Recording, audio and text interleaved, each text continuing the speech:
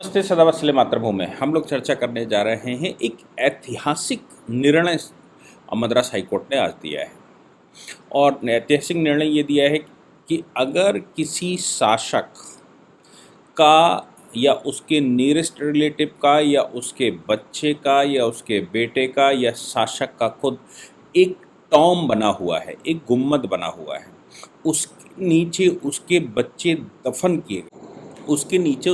दफन किए गए, अब वो 1668 में 1670 में ऐसे कुछ मरा। उस समय वो दफन कर दिए गए और दफन करने के बाद 1921 में अंग्रेजी सरकार के द्वारा उस समय एक ऑर्डर हुआ। उस ऑर्डर में उसको प्रोटेक्टेड साइट घोषित कर दिया गया।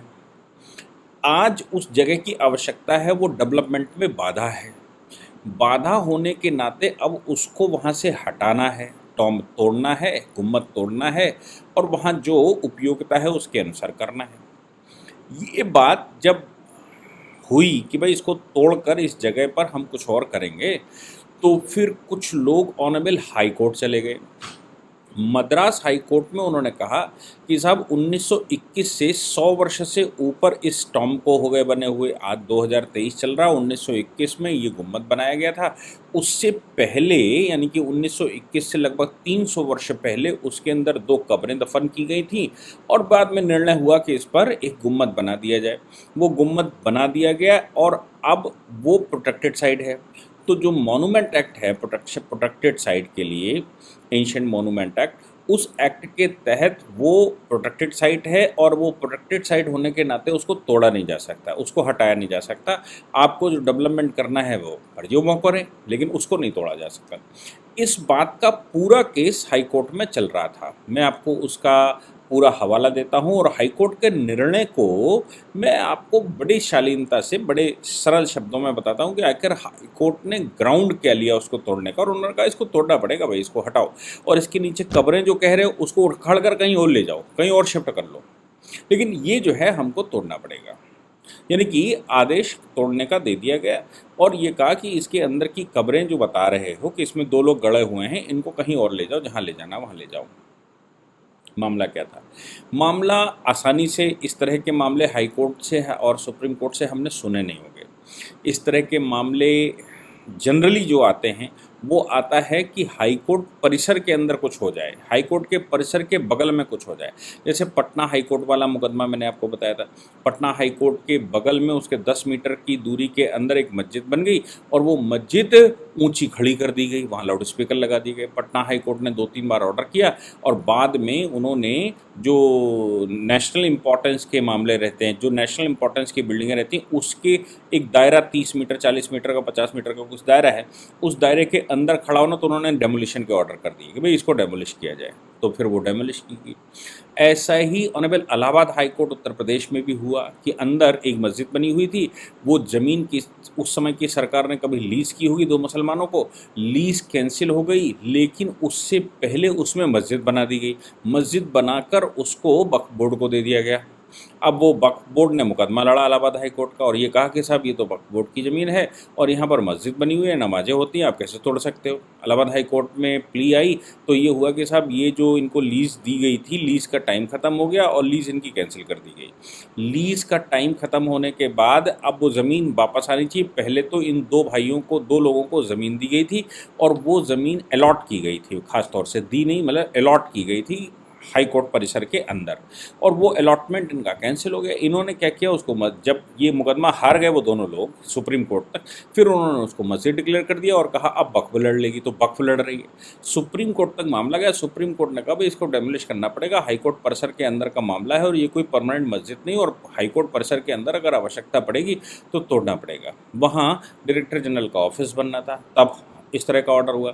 इसी तरह का एक और ऑर्डर हुआ इलाहाबाद हाई कोर्ट के बगल में ही एक मस्जिद थी जो दिन में 5 बार नमाज करती थी, अजान होती थी। हाई कोर्ट उधर सुनवाई कर रहा है और उधर अजान चल रही है। उस पर हाई कोर्ट ने ऑर्डर किया। हाई कोर्ट के ऑर्डर के बाद भी वो कुछ लोग आए, उन्होंने कहा ठीक है, सरकार ने आदेश कर दिया, बोले ठीक है, लेकिन फिर वही होने लगा। फिर मना किया गया, फिर वही होने लगा। उन्होंने कहा साहब ये तो हमारा फंडामेंटल राइट है। तब हाई कोर्ट को आदेश करना पड़ा कि इसमें परमानेंट दरोगा बैठाओ, परमानेंट दरोगा बैठाया गया। तो वो इस बात पर एग्री हुए कि साहब जिस समय हाई कोर्ट की सुनवाई होती उस समय हम लाउड स्पीकर की आवाज़ कम कर लेंगे, बाकी हम सब कुछ चलाएंगे। तो आप देखो किस स्तर तक मामले चले जाते हैं, और हाई कोर्ट भी इनमें कितना असहाय सा महसूस करता है कि वो ऑर्डर कर रहे हैं लेकिन इम्प्लीमेंट नहीं हो पा रहा है। वो कह रहे हैं कि इसको बंद करो भाई, ये जो है वो इन्वायरमेंट के लिए अच्छा नहीं है, ये ध्वनि प्रदूषण है, लेकिन कौन सुनता है, कहाँ सुनता है। उत्तर प्रदेश में भी आप देखिए ना, उत्तर प्रदेश सरकार लगातार ऑर्डर कर रही है, लेकिन क्या आपको लगता है, जो लोग उत्तर प्रदेश के रहने वाले हैं वो ज़रूर लिखेंगे, क्या लगता है कि पूरे प्रदेश के लाउड स्पीकर उतार दिए गए हैं? क्या लगता है पूरे प्रदेश के लाउड स्पीकर कम कर दिए गए हैं? मुझे तो नहीं लगता। मैं तो देखता हूँ कि पुलिस थाने के बगल में लाउड स्पीकर बज रहा है। लाउड स्पीकर से मतलब वो हो रही है, अजान हो रही है, पुलिस वहीं पर बैठी हुई है। कौन करे क्या करे? हमने तंत्र और समाज के बीच में, तंत्र समाज और बाकी विषयों पर बहुत सारी चर्चाएं पहले भी की हैं। तंत्र समाज की चर्चा मैं कहता हूँ, एक सैद्धांतिक पक्ष होता है, एक तंत्र का पक्ष होता है, एक कर्मचारी पक्ष होता है। तो सैद्धांतिक पक्ष ये है कि नहीं होना चाहिए, तंत्र का पक्ष ये है कि नहीं होना चाहिए, कर्मचारी कह रहा भैया मैं क्यों उलझूँ, मेरा क्या लेना देना, ये सब कुछ हम जानते हैं। ये मामला भी कुछ ऐसा ही आया। मद्रास लॉ कॉलेज कैंपस का मामला है। मद्रास लॉ कॉलेज कैंपस में दो लोग, येल और जोसेफ नाम के दो लोगों का एक टॉम बना हुआ है लॉ कॉलेज का। और वो लॉ कॉलेज की खास बात ये है कि वो लॉ कॉलेज कैंपस के अंदर है। अब कौन से, हाई कोर्ट के कैंपस के अंदर है, और उस पर एक इमारत बनी हुई है, एक टॉम बना हुआ है, एक गुम्मद बना हुआ है, ऊंची ऊंची वो बनी हुई है। तो अब उसको हाई कोर्ट को आवश्यकता होगी या इस कॉलेज को आवश्यकता है, वो उसको तोड़ना पड़ना चाहते हैं। तो लोग कह रहे हैं कि नहीं साहब ये तो ब्रिटिश गवर्नमेंट के टाइम का है, ancient monument and archaeological sites and remains act 1958 के तहत इसका प्रोटेक्शन है, इसलिए इसका कुछ नहीं किया जा सकता, इसको तोड़ा नहीं जा सकता। हाई कोर्ट ने क्या कहा वो समझने की कोशिश करते हैं। हाई कोर्ट ने इस मामले में कहा देखो सबसे पहले तो माइंडसेट से बाहर निकलो कि आप एक तो आज़ाद हो चुके हैं और फिर भी आप ये गुलामी की मानसिकता अभी कंटिन्यू रखे हुए हैं। ये बता रहा है कि जब आप आज़ाद हो चुके हैं, कानून आपके पक्ष में आ चुका है, कॉन्स्टिट्यूशन आपका बन चुका है, जिन्होंने ये बनाए थे वो सब यहाँ से जा चुके हैं, जो मरे थे वो जा चुके हैं, तो फिर भैया ये क्या प्रोटेक्शन चिल्ला रहे हो? तो सबसे पहले तो माइंडसेट चेंज करो। दूसरी बात उन्होंने कहा कि किसी भी जो जो स्ट्रक्चर है उस स्ट्रक्चर में दो चीज़ें देखी जाती हैं, तभी हम उसको इस एक्ट के तहत प्रोटेक्टेड मान सकते हैं। सरकार अगर आदेश देती है तो भी, उस पर कोई जियो जारी हो जाता है, गवर्नमेंट ऑर्डर जारी हो जाता है, तो भी हम उसको प्रोटेक्टेड साइट नहीं कह सकते। कब तक? जब तक कि पहली बात कि वो स्ट्रक्चर 100 वर्ष से ऊपर का होना चाहिए, तब हम उसको प्रोटेक्शन में लेकर जाते हैं। दूसरी बात उन्होंने कहा कि उसमें कुछ तो नयापन हो। कुछ नयापन से मतलब कोई आर्किटेक्चर की साइट है, कोई एंशिएंट साइट है, कुछ उसमें ऐसा लग रहा है कि नहीं साहब इसमें कुछ स्पेशल है, जो जो जो रिसर्च का विषय है। आपको लगता है कि नहीं ये एंशिएंट कल्चर को दिखा रहा है, एंशिएंट हिस्ट्री बता रहा है, ऐसा कुछ तो मिले जो ये कह रहा हो कि नहीं साहब इसको प्रोटेक्ट करने की आवश्यकता है। अब ऐसा इस टॉम में क्या रखा, इस गुम्बद में ऐसा क्या रखा जिससे ये कहा जाए कि इसका आर्किटेक्चर अलग है, इसका आर्किटेक्ट साइट अलग है, इसमें कुछ साइंटिफिक एविडेंसेस मिल सकते हैं, इसमें भारत का इतिहास छुपा हुआ है, इसमें कुछ तो मिले। अगर कुछ नहीं मिलता तो खाली खाली ये कह देना कि 100 वर्ष से ऊपर का ये स्ट्रक्चर है इसलिए इसको प्रोटेक्शन मिलना चाहिए। तो उन्होंने कहा कि सरकार का आदेश होने के बावजूद ancient monument and archaeological sites and remains act में इस तरह का प्रावधान नहीं है, उसको प्रोटेक्शन नहीं दिया जा सकता। ये जो टॉम बना हुआ है 1921 में बना, इसमें ऐसा कुछ भी नहीं लगता जो प्रोटेक्शन के योग्य हो। अब इसमें जो कब्रें गड़ी हुई हैं, आपको लगता है उनका प्रोटेक्शन होना चाहिए, तो उनको कब्रों को ले जाओ, उनको कहीं और गाड़ दो। अब मद्रास सरकार की खास बात यह है कि आज की जो मद्रास तमिलनाडु सरकार जो लोग चला रहे हैं वो ईसाई बन गए हैं। अब वो जो ईसाई बन गए हैं, ईसाइयत का प्रचार प्रसार कर रहे हैं, ऐसा लोगों का आरोप है।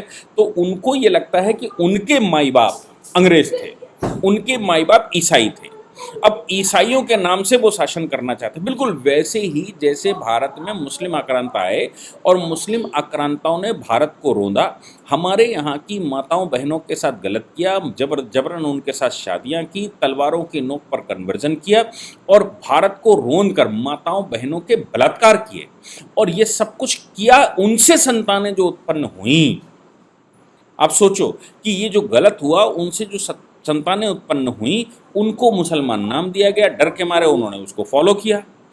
आज अगर वो वंश आगे बढ़कर यहाँ तक पहुँच गए हैं, चाहे वो माताओं बहनों के साथ गलत होने की वजह से पहुँच गए हों, चाहे वो बंदूक की दम पर बन गए हों, तलवार की दम पर बन गए हों, प्रलोभन की दम पर बन गए हों, लेकिन वो आक्रांताओं की संतानें तो नहीं हैं। मतलब आक्रांता तो नहीं है वो तो भारतीय माताओं से उत्पन्न संतानें हैं। वो तो भारतीय बहनों के, उनकी माँ बहनों के साथ गलत हुआ उसकी निशानियों के रूप में कहा जा सकता है। लेकिन ये कहा जाए कि औरंगजेब मेरा बाप था, औरंगजेब को प्रोटेक्ट करना चाहिए, और औरंगजेब और ये मुगल सल्तनत और जो गुलाम वंश आया, जो जो बाकी बलमन का वंश आया, जो सैयद वंश आया, जो लोधी वंश आया, सब इनके समय को प्रोटेक्ट किया जाए, ये हम इनको प्रोटेक्ट करना चाहते हैं और उनके नाम से शासन सत्ता चाहते हैं। आज वो चीज़ें ईसाइयों में दिखाई देने लगी हैं। जो ये गुम्मत की बात हुई है वो सिर्फ इसलिए हो रही है, ऐसा लगता है कि कुछ लोग जो ईसाइयत फॉलो कर चुके हैं उनको लगता है कि ईसाइयों ने जब भारत में आक्रांता के रूप में एंट्री मारी थी तो फिर ईसाइयों ने इसमें, ईसाई जो थे वो, उनके बच्चे इसमें शहीद हो गए, मर गए, वो आंदोलन कर रहे थे, यहाँ कब्जे की कार्रवाई कर रहे थे जिसकी वजह से उनकी मृत्यु हो गई, तो सब उनका प्रोटेक्शन होना चाहिए। वो स्वतंत्रता सेनानी थे, वो कब्जेदार थे। हाई कोर्ट ने ये कहा कि पहले तो हमको सबको ये याद रखना चाहिए कि वो सब आक्रांता थे, और आक्रांताओं को, यानी कि गुलामी की निशानियां हैं, हमको याद रखना चाहिए कि हम स्वतंत्र हो चुके हैं। स्वतंत्रता का भाव पैदा होना चाहिए। अगर स्वतंत्रता का भाव नहीं पैदा होता है तो ये मान कर चलिए कि हम उसको, अब आप समझिए, ऐसा विश्वास करने वाले हर एक व्यक्ति को हाईकोर्ट ने आईना दिखाया है और बताया है कि तुम स्वतंत्र हो चुके हो, स्वतंत्रता के नाते बिहेव करो, स्वतंत्र होने के नाते तुमको व्यवहार करना चाहिए। तुमको ये नहीं सोचना चाहिए, तुमको ये नहीं कहना चाहिए कि साहब वो उस समय के लोग थे। लेकिन मैं जहाँ तक समझ पा रहा हूँ कि ये वही हो रहा है जो इस्लामिक चरमपंथियों के, जो यहाँ पर अपने आप को उनका वंशज कहने लगे हैं कुछ लोग, जबकि वो है नहीं। वो हिंदू माताओं की संतानें हैं, हिंदू पिताओं की संतानें, उनके पूर्वज हिंदू थे, क्योंकि ना ईरानी भारत में बचा, ना तुरानी भारत में बचा, और ना ही ईसाई भारत में रुका। ईसाई भी सब अंग्रेज वापस चला गया था 1947 में। उसके बावजूद ये खेल चल रहा है। हाईकोर्ट ने उन सबको आईना दिखाने की कोशिश की है और बताने का प्रयास किया है कि तुमको कैसा विचार करना चाहिए, कैसे सोचना चाहिए। बाकी आगे हम सब देख ही रहे हैं कि राजनीति के नाम से लोग क्या क्या नहीं करते। जय हिंद, जय भारत, वंदे मातरम।